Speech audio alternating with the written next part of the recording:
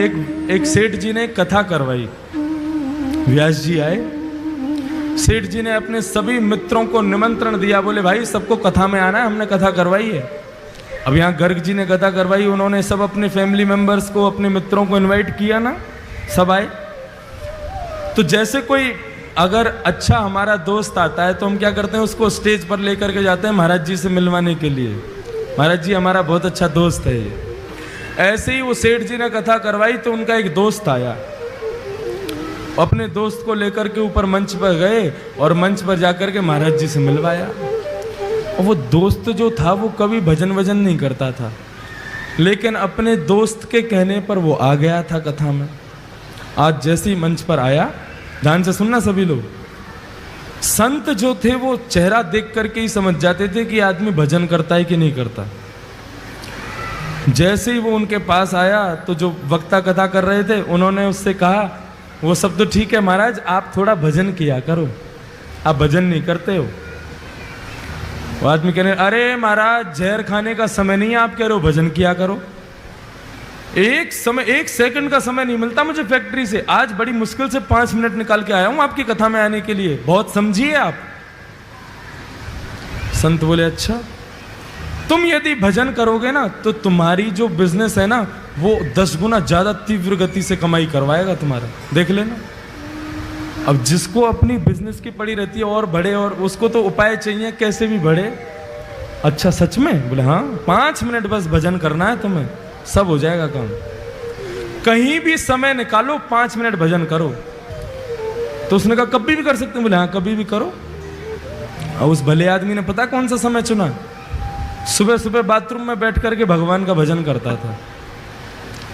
Bathroom में बैठे बैठे सीताराम सीताराम सीताराम कहिए, जाहि विधि राखे राम ताहि विधि रहिए। सीताराम सीताराम सीताराम कहिए, जाहि विधि राखे राम ताहि विधि रहिए। ओ सीताराम सीताराम सीताराम कहिए, जाहि विधि राखे राम ताहि विधि रहिए। सीताराम सीताराम सीताराम कहिए, जाहि विधि राखे राम ताहि विधि रहिए। सीताराम सीताराम सीताराम कहिए, जाहि विधि राखे राम ताहि विधि रहिए। सीताराम सीताराम सीताराम कहिए, जाहि विधि राखे राम ताहि विधि रहिए।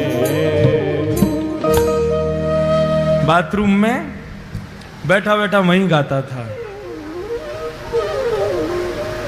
पेट भी साफ हो रहा है, मन भी साफ हो रहा है, दोनों एक साथ हो रहे। हनुमान जी का एक नियम है, जहां कहीं भी भगवान के भजन कीर्तन चलते हैं, प्रभु चरित्र सुनवे को रसेरा, प्रभु चरित्र सुनवे को रसेरा। ओ प्रभु चरित्र सुनवे को रसेरा। ओ प्रभु चरित्र सुनवे को रसेरा। और राम लखन सीता मन बसेरा। राम लखन सीता मन बसेरा। हनुमान जी प्रभु के चरित्र को सुनने के लिए बहाने ढूंढते रहते हैं। अरे कहीं कोई कीर्तन कर रहा हो, कहीं कोई कथा कर रहा हो, मुझे वहां भेज दो, मैं वहीं रहूंगा। अब जैसे ही सुना, अरे वाह बड़ी बढ़िया कीर्तन की ध्वनि आ रही है, सीताराम सीताराम सीताराम कहिए, जाय विधि राखे राम ताहि। हे रघुनंदन श्री राम, ये जहां कहीं भी कीर्तन चल रहा है आप कृपा करके मुझे वहां प्रकट कर दीजिए। और भजन कहां चल रहा था? भजन बाथरूम में। हनुमान जी महाराज ने आंख बंद की और जैसे ही पहुंचे,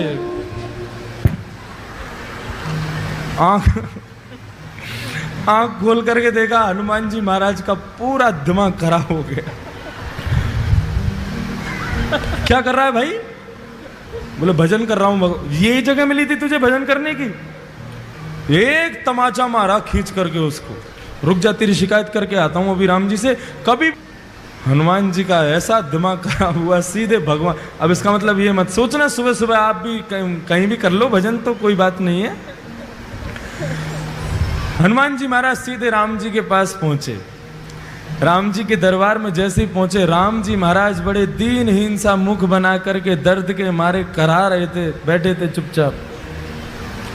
हनुमान जी महाराज बोले, मेरे रघुनंदन श्री राम, मेरे प्यारे श्री राम, आपको मैं प्रणाम करता हूं। प्रभु आज एक आपको बड़ी बड़ी विचित्र बात मुझे बतानी है आपको। राम जी बोले, हाँ बताओ। नहीं पहले आप बताओ, आप इतने उदास क्यों हो? नहीं कुछ नहीं, ऐसा कुछ नहीं। नहीं नहीं प्रभु बताना तो पड़ेगा आपको। अरे भाई बोला ना कुछ नहीं। प्रभु आपको मेरी सौगंध, बताइए ना क्या बात है। मैं आपको दुखी नहीं देख सकता, आप एक बार बताइए तो सही क्या कष्ट है। राम जी बोले, हमारी पीठ में बहुत तेज दर्द हो रहा है। बोले क्यों? बोले स्वयं खुद ही देख लो। जैसे ही पीछे पीठ के पास गए, हनुमान जी बोले कहां देखना है? बोले हमारा अंग वस्त्र हटाओ। अंग वस्त्र जैसे ही हटाया महाराज, बानर के पंजे का निशान बना हुआ था वहां पर। हनुमान जी महाराज बोले, प्रभु किस बानर की इतनी हिम्मत हो गई, मेरे होते हुए आप पर प्रहार किया उसने? राम जी बोले, बस ऐसे ही है, कुछ लोगों को ज्यादा ही छूट मिल गई है। बोले नहीं नहीं प्रभु आपको बताना तो पड़ेगा, ये लगी कैसे आपको? राम जी बोले, हम नहीं बोलेंगे। बोले नहीं नहीं प्रभु बताना पड़ेगा। बोले हम नहीं बताएंगे। बोले आप मत बताओ, मैं एक अभी फिंगरप्रिंट चेक करवाता हूं ना। किसके फिंगरप्रिंट्स हैं इस पर? सारे बानरों को बुला लिया विश्व भर के और कहा, किसकी हिम्मत हुई मेरे राम जी को हाथ लगाने की? बानर सब कांपने लगे। बोले महाराज हमारी हिम्मत नहीं है, हम तो राम जी को दूर से देख के भाग जाते हैं। आप जो उनके पास रहते हो, हम मारने की सोच भी नहीं सकते। बोले ऐसे नहीं बताओगे, एक एक करके आओ और अपना हाथ रखो। जिसका हाथ यहां पर सटीक बैठ गया उसी ने मारा है। और एक एक करके सारे बानर जा रहे हैं, राम जी के उस पंजे पर हाथ लगा रहे हैं। राम जी मन ही मन प्रसन्न हो रहे हैं, कर लो सब कुछ कर लो, जो करना है कर लो।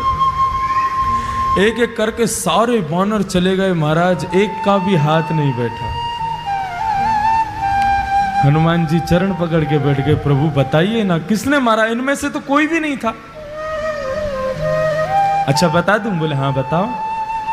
तुमने अपना हाथ लगा के देखा क्या? हनुमान, अच्छा मैं, आपको लगता है मैं मारूंगा? नहीं मैं मार तो नहीं सकते, पूछ रहा हूं तुमने लगा के देखा? बोले नहीं, एक बार देख के आओ। हनुमान जी महाराज पीछे गए, घबराने लगे, कांपने लगे। बोले मैं हाथ कैसे लगाऊं? और जैसे जैसे हाथ पास आता जावे वो वैसे वैसे मैच होता जावे। और जैसे ही रखा बिल्कुल उसी शेप का था जिस शेप का हनुमान जी का हाथ। हनुमान जी रोने लगे, प्रभु मुझसे ये अपराध कैसे हो गया? तब राम जी कह रहे हैं कि भक्त भक्ति भगवंत गुरु चतुर नाम वपुए